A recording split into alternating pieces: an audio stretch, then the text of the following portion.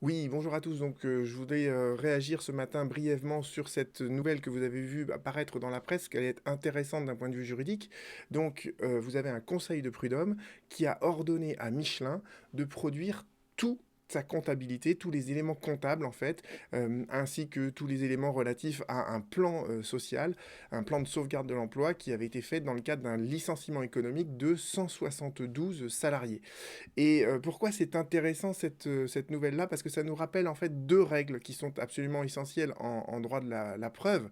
La première règle, voilà, ce qu'on enseigne dès la première année, de droit à la fac, peut-être même la première semaine, c'est qu'en droit, eh bien, en fait, si on n'a pas de preuves, on n'a pas de droit.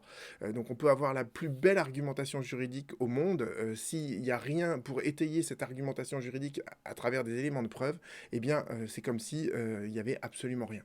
Donc ça, c'est la règle. Et vous voyez bien que pour les salariés, c'était très compliqué ici, puisque en fait, ils essayent de démontrer que le licenciement économique ne repose pas sur une cause économique de licenciement, mais toute la comptabilité, elle est détenue par Michelin. Et il y a certaines entreprises qui refusent de publier leur comptabilité, quitte à payer une amende d'ailleurs, ça les gêne pas. Donc vous voyez, parfois en fait, eh bien, la preuve, elle est détenue par la partie adverse. Cette preuve, elle est essentielle au litige et celui qui voudrait s'en prévaloir ne peut pas y accéder.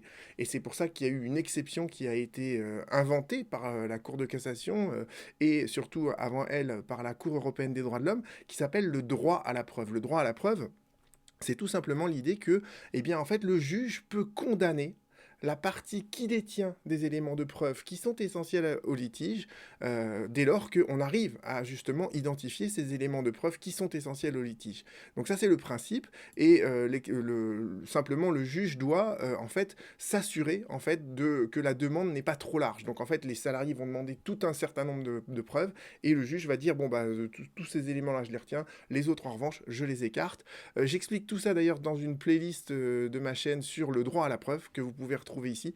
C'est pour la raison pour laquelle je voulais faire cette vidéo, c'est que justement là vous avez une illustration dans la presse en fait de comment fonctionne le droit à la preuve et à quel point il peut être utile, notamment par exemple dans le cadre d'un licenciement économique. Et à ma connaissance, c'est la première fois d'ailleurs que c'est utilisé dans le cadre d'un licenciement économique pour obtenir toute la comptabilité de l'employeur.